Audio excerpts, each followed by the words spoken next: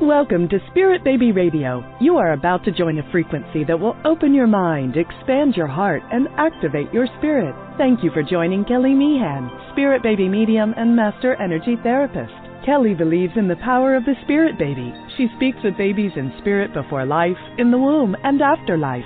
She supports, teaches, and guides others to tune into the intuitive and mystical parts of life for greater wisdom. Join her in meeting your soul baby and build your connection and relationship with deep love and trust. Welcome to Spirit Baby Radio with your host, Spirit Baby Medium, Kelly.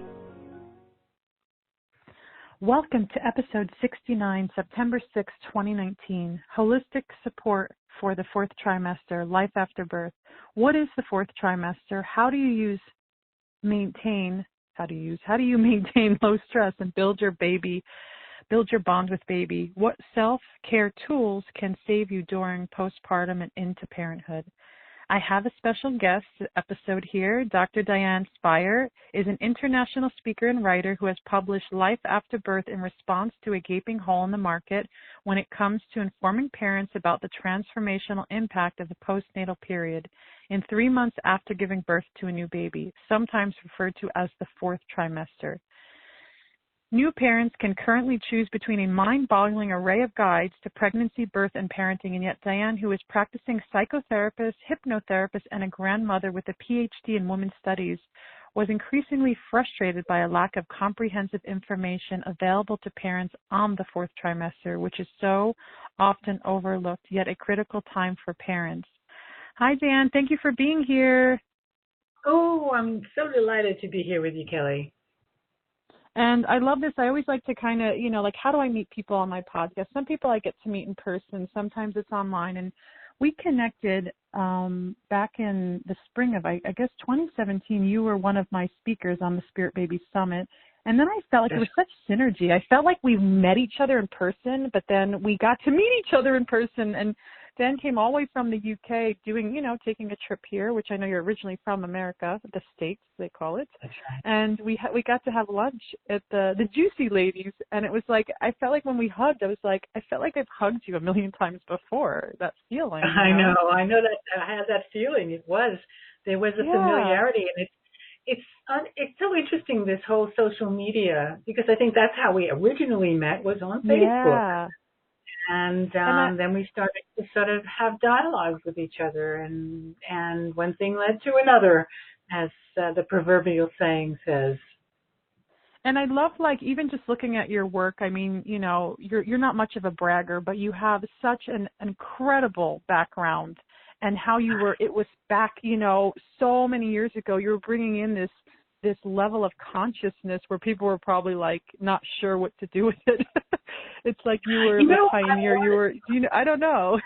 I was a bit of a pioneer. Back in the 1980s, I created this workshop, this couples workshop called the Birth Empowerment Workshop. And what it did was it took some of the elements that don't get addressed in sort of more traditional types of birth preparations, like some of the emotional and the spiritual aspects of having a baby, and how does that transform your life on those levels.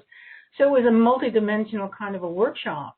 And in the 1980s, I was ahead of my time. Empowerment was a relatively new concept, and the fact that birth could be an empowering experience was something I was very dedicated to, but also something that I saw most of my clients really have the experience of. So I really saw that bringing a new, a spirit baby into the earth plane was, a multidimensional experience. And I thought it was important to, as you say, bring awareness to that, raise consciousness about that.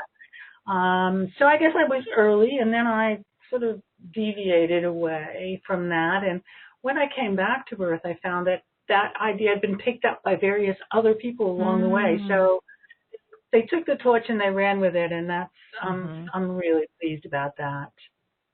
I love that, and I feel like I really want to go more into your new book. You have a new book, and I'm hoping it's the one of many books coming, right? Maybe. Yes. And there is actually another one that's about halfway written.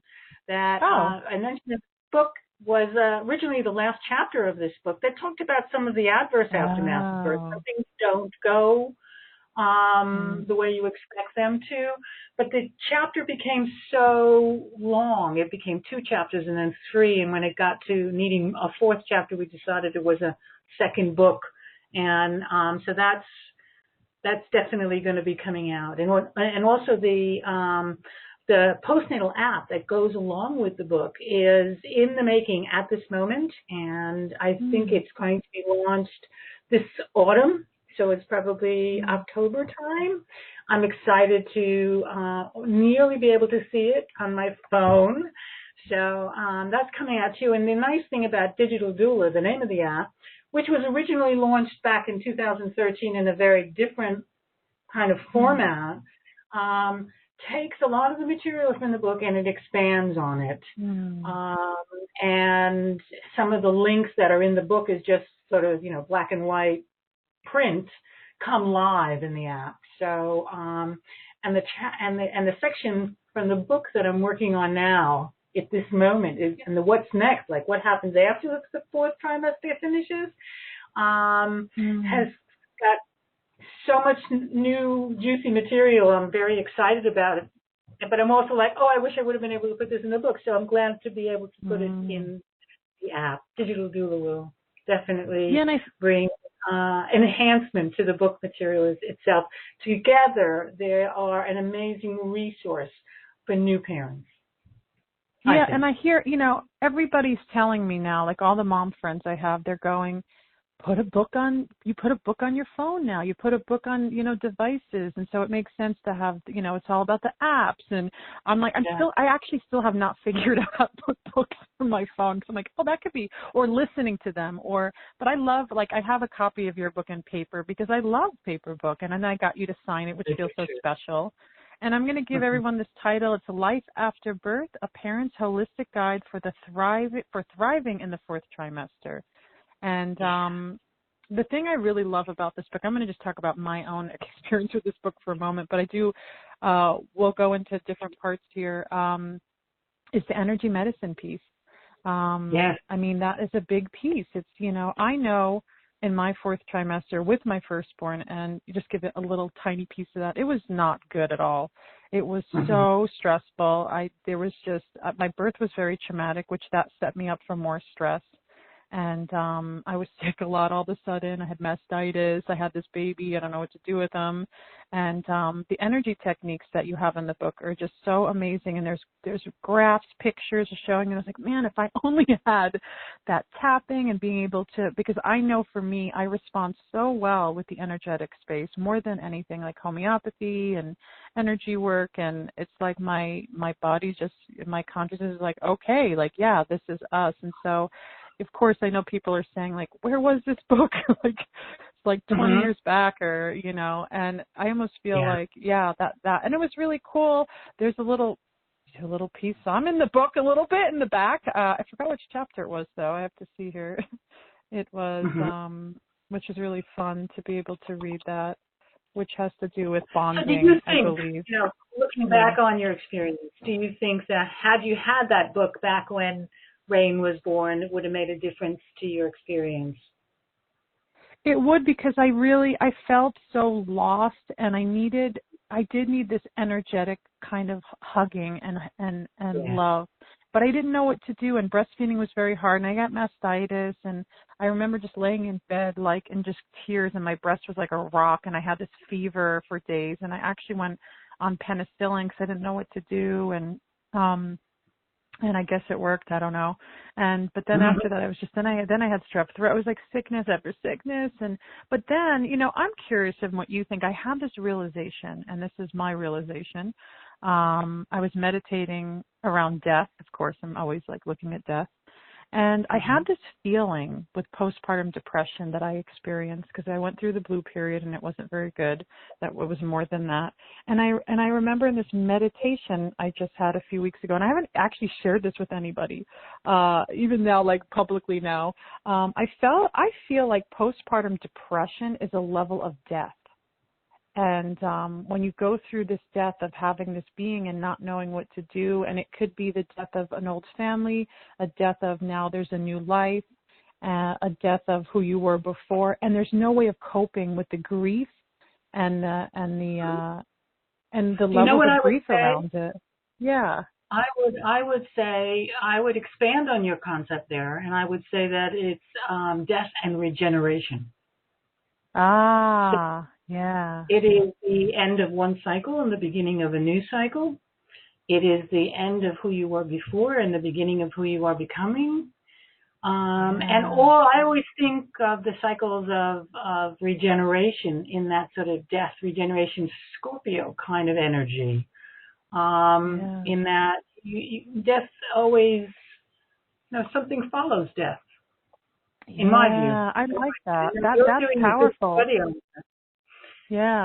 Because then I wonder the women that suffer from, postpartum depression, if they were to look at that piece, right? How then to accept death, to go into regeneration. Mm-hmm. Mm-hmm. Yeah, I think it's maybe when I do the next version of the book, we'll add that one in. Okay. I know. It was interesting I never thought of that, but when I was sitting because it's like what I wonder what it would be like if people looked at, because there's so much around postpartum time, and then even emotions and blues and depression, but what is it really like? I'm so tired of blaming our hormones for everything. I know our hormones play a role in who we are, but they also feel like they have a resonating connection to our other organs and the energy of these conscious bodies and beings that we are. And it just seems so apparent. And I wonder, and I'm curious, if I were to, if I was able to go into the inner labyrinth of death and then the rebirth of who I was becoming in a way that was nurtured, if it wouldn't have been felt like more of, if I was collapsing into so many parts of myself that I couldn't breathe. I didn't know where I was. And then I could see, why somebody would go into suicide or have to go into that most dramatic place, because there's just so much confusion and, maybe this is better this way. There's so much that happenings in that space. And, again, I'm curious, and we'll definitely see where that goes. Maybe other people have had these experiences around that, but tell me, Go ahead. But I think that depression in general, from my own perspective as also as a psychotherapist, is that I think it's a loss, or maybe we can frame it as a death, but it's a loss of our connection to source. When we feel that lost and that depressed, it's sort of we feel alone. There is that, at least my experience has been that, I don't feel connected to my higher self in those times. And I think that, the postpartum variant of that is that mothers feel that sort of loss or that death of who they were before they had a baby. And they haven't yet, and that's what the fourth trimester is about, they haven't yet become the new improved version of themselves, which is a mother. They haven't tried on that role yet when they've been out for in the labor force doing work, someone giving them, pats on the back for the good work that they do. Nobody's doing that for diapering and breastfeeding and the other kinds of early postpartum experiences that mothers and fathers too are going through. So it is a transformative moment in which part of us dies and a new part of us sprouts from that sort of forest fire that killed off a lot of growth. Does that make sense? Yeah. It does. I like how you shared that. And I'm hoping others can relate to that as well. But I want you to talk, we're kind of talking about I like that it's called the fourth trimester. And I just did a podcast with another woman who says, which was really healing. She goes, postpartum time is not just 6 weeks. It could extend even further, because 6 weeks felt like I was still disoriented with 2 children having postpartum. I was like, what? So is there this invisible line, all of a sudden at 6 weeks it's over? And then what? What happens? But a remarkable number of people have to go back to work at the end of 6 weeks in the United States. And that's a bit frightening. I've lived in the United Kingdom now for 21 years, and the difference between like maternity leave here and in the United States is like night and day. So yeah, that they may only have 6 weeks off. A lot more people have, if they have a maternity leave plan, may get to the full 3 months of the fourth trimester, but an awful lot of people have to go back within weeks of having their baby. And the fourth trimester concept is, with so much growth going on in those first 3 trimesters of pregnancy, but in an awful lot of change is going on at a much faster rate in those first 3 months after the baby is born. So it really deserves that kind of emphasis, I think. And unfortunately, it's been like a second cousin. Once the baby is born, we just sort of forget. Our eyes change and they shift to the baby, and the mother who was getting all of this attention during pregnancy and during birth is suddenly fading into the background.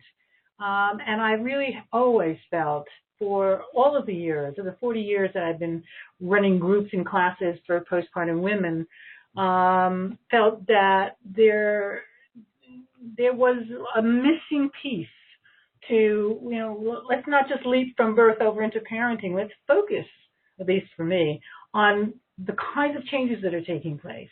They are dramatic and they really deserve our attention. And if we got more attention paid to that, I think fewer women would suffer from mental illness after they had a baby. I'd love to, we talked here, maybe just give a definition of the fourth trimester, what that looks like. Because a lot of people that tune into this podcast are in conception. So this is like, maybe, some in pregnancy as well, but this is like the other end. And so what does that typically mean? Like when people are talking about the fourth trimester or postpartum? The fourth trimester is the first 3 months after a baby is born. So I always think of it in terms of a childbearing year. So the first 9 months are pregnancy. And then the remaining 3 months of that year are the first 3 months after the baby is born.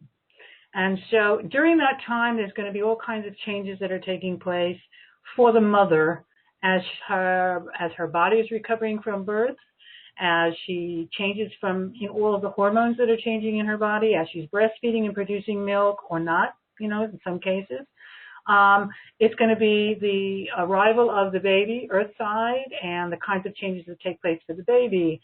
It's going to be the partner's experience. It's going to be changes to the relationship dynamics once another person is added into the family, fold, so to speak. And all of these things are happening at really a very intense kind of time where sleep deprivation is the norm. Challenges are happening. Division of labor has to be negotiated. All of those kinds of things. So it's a pretty intense period of time. It's a psychological adjustment period as well as a physical recovery period, and a family expansion time. All of those things are contributing to what I call the fourth trimester, or the first 3 months after a baby is born. And usually by the end of that 3 months, mothers are starting to get cabin fever. They're looking to go out. They're looking for their horizons to expand.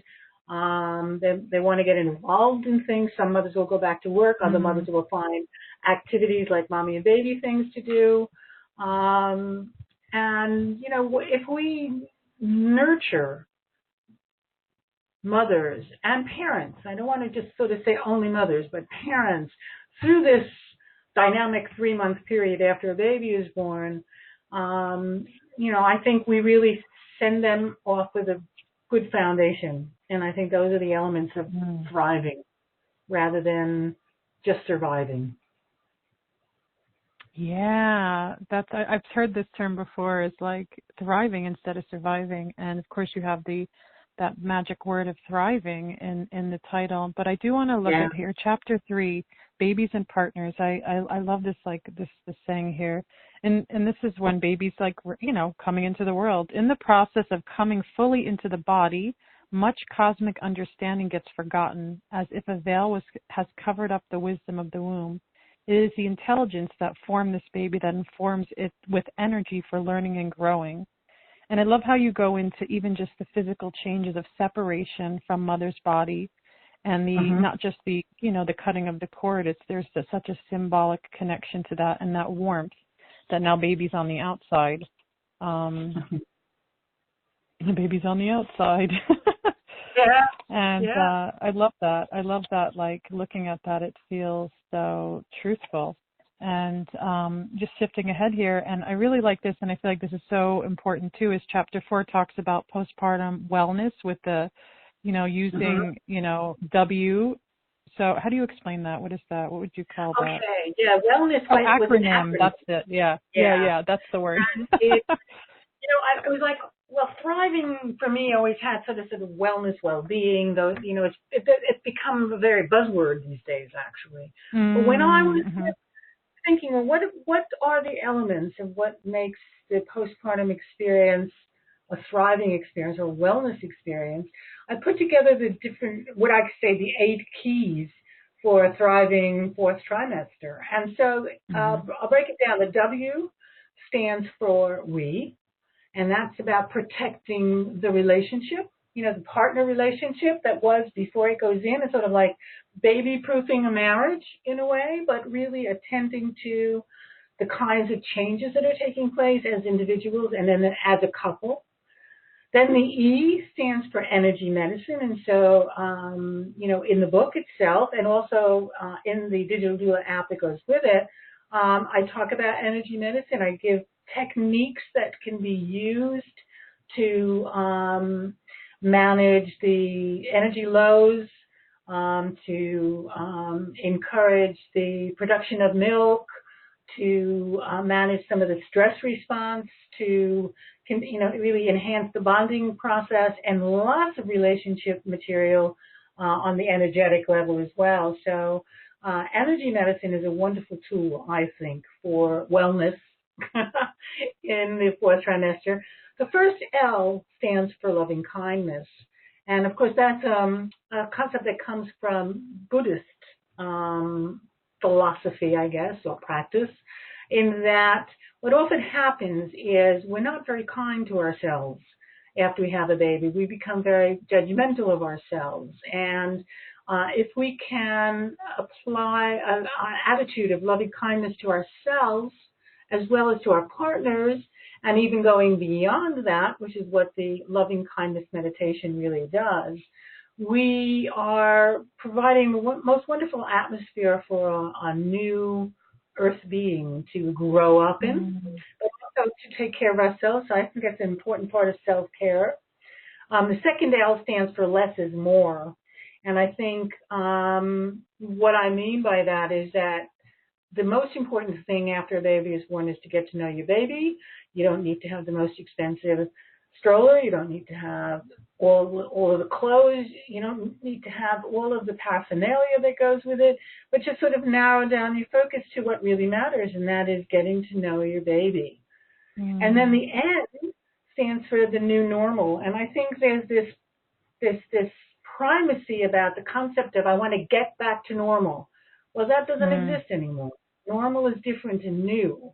And the more easily we can embrace that, then the easier it is to make that adjustment to this, what this new normal represents and who we are as new people, having new roles to deal with and a new person to take care of. So there's a lot of newness there, but normal is not the same, so let's not get back to it. And then the second E stands for expectations. And expectations are something that can really be a minefield. They're a minefield because if we have high expectations, we can be easily disappointed. And there are healthy expectations and there are unhealthy expectations.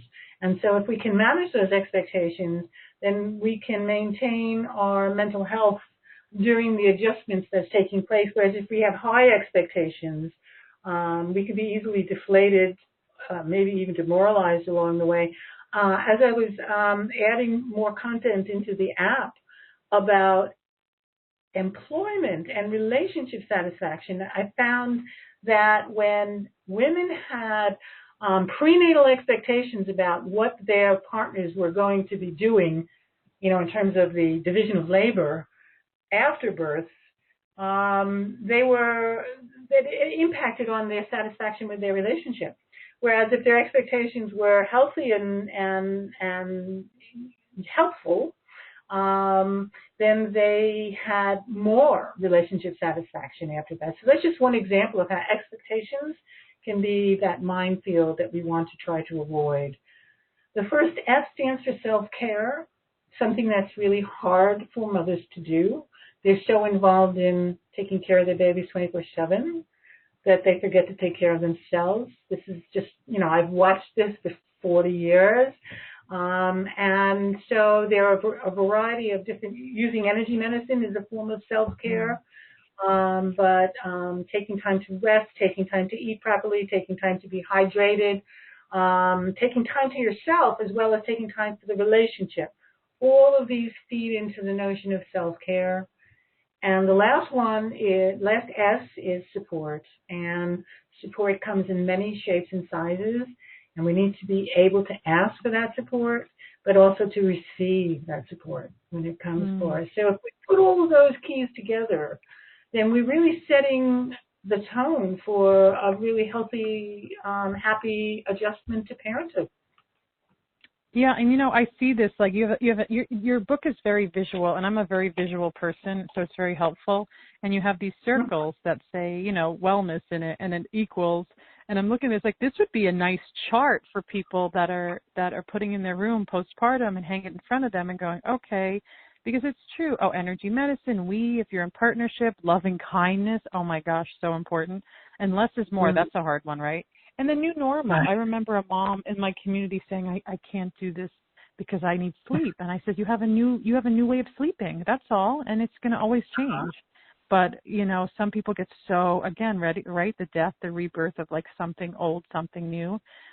Expectations, that's a big one. Self-care, oh my gosh. And support, yeah, I could just see that chart like, oh, that would be nice. Because then, when you get frazzled. It's funny you should say that because I just recently, in June, I came back from a conference, the Postpartum Support International Conference, and I created a poster for the Postpartum Wellness Plan. And it's all there. And what's really interesting is that I also found that there's an evidence base for this, that if we attend to these elements of the fourth trimester, you can reduce the risks of developing perinatal mood and anxiety disorders. So I really was thrilled to discover that there was actually an evidence base behind my ideas of how to create a thriving fourth trimester using this wellness acronym. So yeah, maybe I should be. I will put the poster in the app. Because it's like I could see people looking. I'm sorry, I didn't mean to interrupt, but one of the things that we discovered when I was doing this, and my designer was helping me put together the poster, was that there were certain areas of this wellness acronym where there was overlap. So, the we and the support, because we get a lot of our support from our partners. Those were areas that overlapped. Energy medicine, loving kindness, and self-care were areas that overlapped. Then less is more, the new normal expectations were areas that overlapped. So it seemed like there were 3 areas. We did it in color-coded. You would have loved that, Kelly.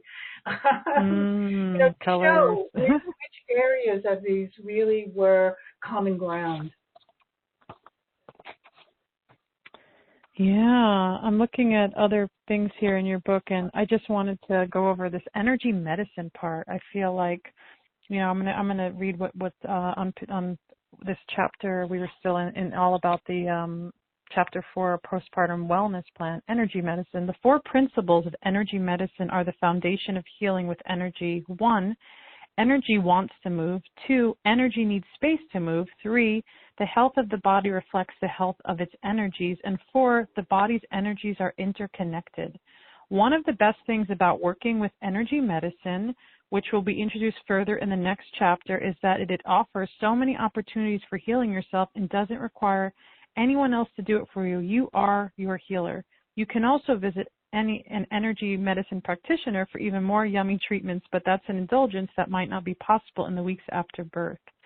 I love how it's like, okay, yeah, energy medicine, let's do this. It's not like, it doesn't have to be, you know, I have to go find someone or, yeah. Yeah.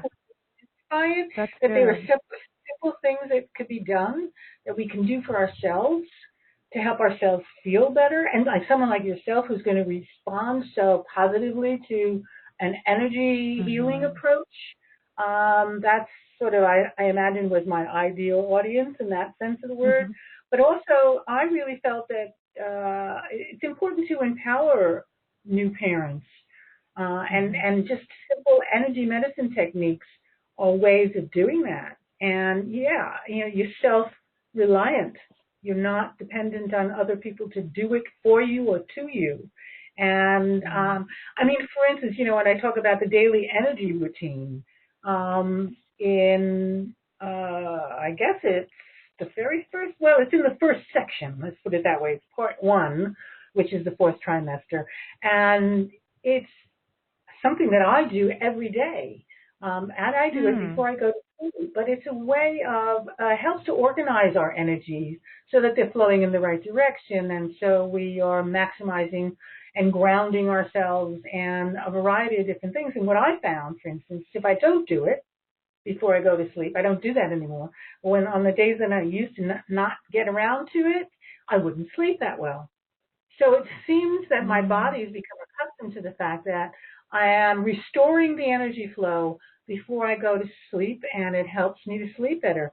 But a lot of people will do the energy routine first thing in the day, and they will get the day off to a good start. So, you know, it varies depending on who we are. But the ability to keep our energy flowing at a time when our energy levels are so low because our sleep is being disrupted all the time, how, you know, I just thought, well, how great is that? I would have loved to have had something like that when I was having my babies. And so and the practices are so simple, and they can be so effective. Something so simple can be so effective. It's almost like too good to be true, but it's not. It really does make a difference, and it does help us tune into what our energetic needs are.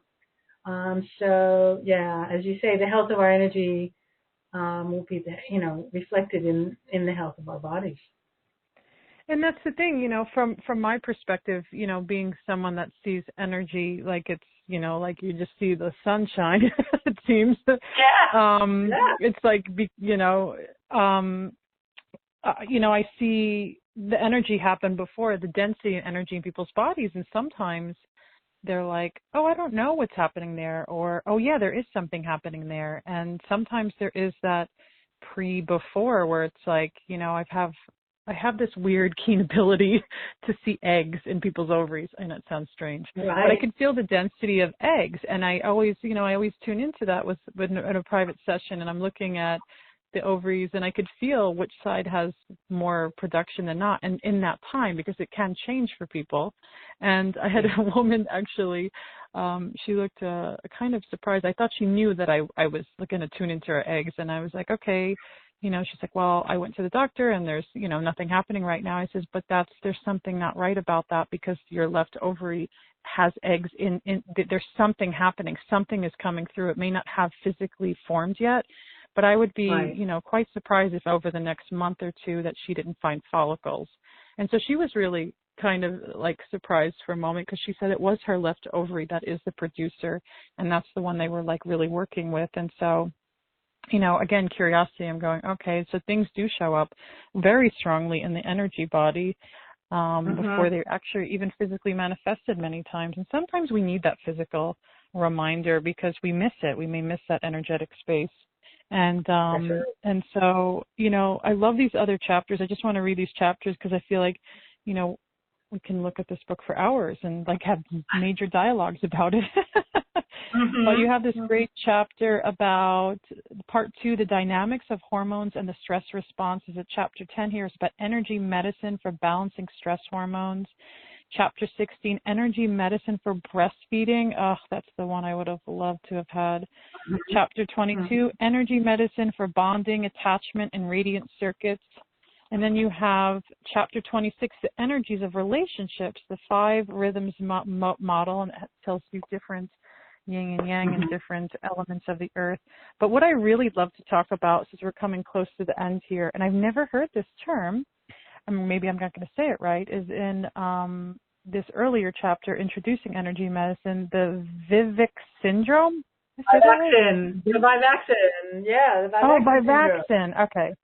Right, and I could see you got it from Eden and Feinstein, which they're in the whole energy medicine.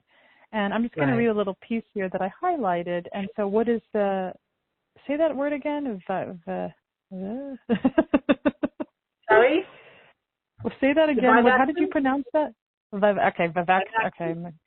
Yeah. The theory. Yeah, okay. The theory explains that because there is an energy difference between the environment of the womb and the outside world, the body creates a magnetized field around the baby that acts like a force that bridges the transition from womb to the external world. To ensure the baby's safety and protect it from shock, a meridian called triple warmer creates this magnetic field to serve as a protective shield for the first 3 months or the 4th trimester. It can save a baby's life by minimizing birth trauma. The field has polarities independent of the Earth's magnetic field, and it is adapted to the baby's body movement with it rather than the Earth. This magnetic field is designed to disintegrate early in the baby's life when it is no longer necessary, and if it does not dissolve after the first 3 months, a syndrome can develop. As you notice, I'm leaving that word out because I feel like I'm going to mispronounce it. This is so interesting to read. I'm like, what is this? Because I notice with babies, probably a lot of people do, is I always feel like they're not fully here this first 2 months. Exactly. Like, where are they? They're not fully integrated. For 20 years, I taught a mother and baby postpartum exercise class and worked with babies and also did groups. So I loved. And that's one of the things I miss at this stage in my life is I don't get to play with the babies anymore. But I would observe those things. It was almost like at around the 3 months, give or take a week or two for individuality of little babies, they would suddenly become more alert. They would become more engaged. They would become more interactive. They would be more aware of what was going on in their environment around them. And it was almost like something had evaporated. And I think that's the Vivaxis is what's evaporating at that point. But I never had a name for it until I did the training in Eden Energy Medicine. And then it was like, that's what it was.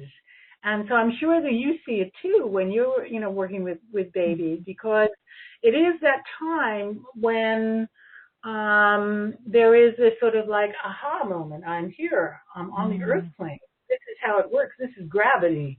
This is atmospheric pressure. This is cool. All of those different kinds of things that they're aware of in a much more profound way. And I really appreciate that. Now, if there's been a trauma during the birth experience, that Vivaxis may not disappear. And it may stick with them. And then what happens is later in life, much later in life, what will happen is when you're facing the direction in which you were born, people who have a remaining Vivaxin syndrome, they will have a weakening of their energy field when they're facing in that direction. And what often happens is like somebody will work in an office and their desk will be pointed in that direction and they want to understand why they're not as productive as they could be. Sometimes just changing the angle of their desk and facing a different direction makes a difference. So there are techniques to do in order to sort that out and to repair a Vivaxin syndrome. But the thing is, you need to identify which direction that you were facing when it was established. So it's a fascinating thing, and I really do think that when we are aware of such a thing, that there is a sort of that electromagnetic bubble that's protecting a baby when it arrives earthside. I think it's really useful to know that. Yeah, but I'm curious as you're speaking about that. What about babies that are in transition, that they're going to be dying, or not that we know that sometimes, but how is that that invisible, that palpable, that kind of energy space? Is it different? Is there? I'm curious about that. Has it something you've thought about? I don't particularly have a ready-made answer for that, because I think that that is a powerful mission that the children who are not meant to come fully into the body are going through. But specifically, I wouldn't feel I could talk that intelligently about that. I just say that not every baby or not every spirit baby was meant to stay here on the earth plane, but that there were very powerful lessons for that being or entity and the parents to learn through the experience of not fully arriving. And there was a tragic experience of somebody, of my stepdaughter's, one of her friends had a baby, her second child, that never quite woke up. And it wasn't dead, but it wasn't fully in the body. And she did eventually pass away, but they prolonged that process rather than allow this child to die. They prolonged it by intervening and trying to do things to keep it alive, and that caused such trouble and mental agony for the parents. And she did go on to have 2 more children. But so she had 3 children all total, but one, Isla, who didn't really open her eyes to life when she came to the earth in that time frame. And I think it was a lesson for the parents, for the older sister, and for the future children who came in after that. I mean, there was that 3rd child, that mother really was always waiting for something to go wrong. And I think that's one of the issues that happens when there's some kind of loss, some kind of perinatal loss.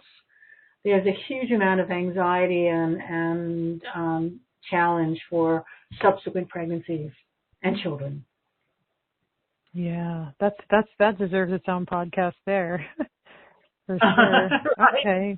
Yeah, it does. It does. I feel like that whole area. But I was just curious in how that connection was with the energy field, and I get all these thoughts just rise up. I'm like, I wonder if that's different, and it is. Maybe it's something, that's seen. Of course, just to touch for a second about talking about death in our culture. That we, our goals are always to prolong life, even when there's no life left, no matter if it's an infant or an older person, which is a very hard space. And there's definitely some deeper, expansive connections in that space. But, well, thank you for writing this book, Life After Birth, A Parent's Holistic Guide for Thriving in the Fourth Trimester.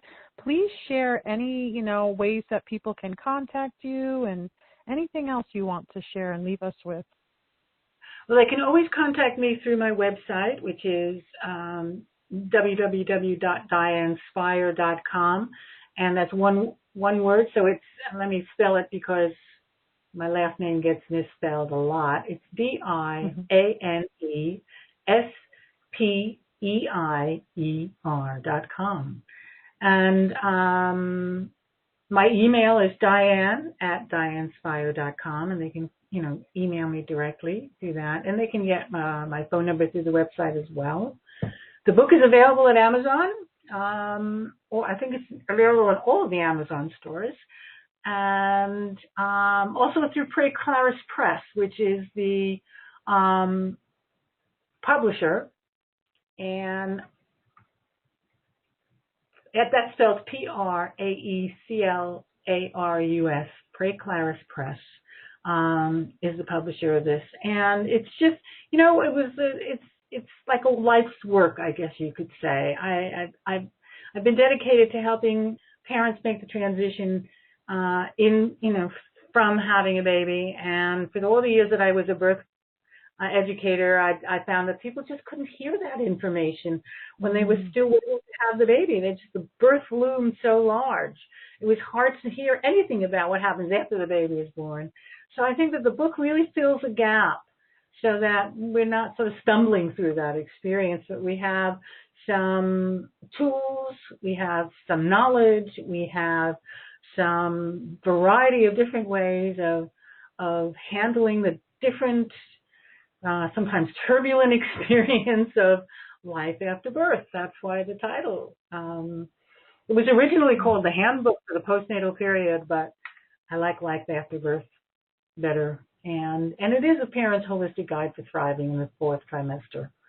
So I'm glad that the title was transformed to reflect the transformation that the fourth trimester represents in family life. Wonderful. Again, yeah, this book, I love it. It's the fourth trimester: hormones, breastfeeding, bonding, attachment, the partnership relationship, maternity leave, going back to work, fathers, partners, lived experience. And there will be more books because there's so much more to say on this topic and more. But thank you so much for joining Spirit Baby Radio here. And I feel like we should definitely do a future episode. We can, out of so many amazing topics, pick something and just go really deep into it and bring that to the people. Oh yeah, we should just do an energy medicine for pregnancy and postpartum, perhaps. I'd be delighted to do that. That would be really great, because I think when people know how simple something like just holding on one hand above the elbow and the other hand on the side of the body, that really reduces the stress of the stress response, and because it settles down warmer. And then if you just put your hand on your forehead, of course you're covering the major neurovascular points. Donna Eden calls them the oh my God points, because if you hold on to that, it will also calm down the stress response, and it will also bring blood flow back to the prefrontal cortex so that you can think. Because usually what happens is all the blood flows out to your arms and legs so you can run or fight or whatever, and you lose your mind. You literally lose your mind when you're stressed out. Putting your hand on your forehead brings the blood flow back to your brain and helps you to think it through a little bit. So there are so many different ways of using energy for healing purposes. And, I guess I was the first person to apply it to the postpartum period. So it's a thrill for me to be able to find a way of utilizing that knowledge to help new parents. Thank you so much for being here. And thank you for inviting me, Kelly. And thank you for joining episode 69, Holistic Support for the Fourth Trimester, Life After Birth. This is Spirit Baby Radio. Thank you for joining Kelly in the energy of awareness, love, healing, and soul communication. Please join the next episode at www.soulbabycommunication.com.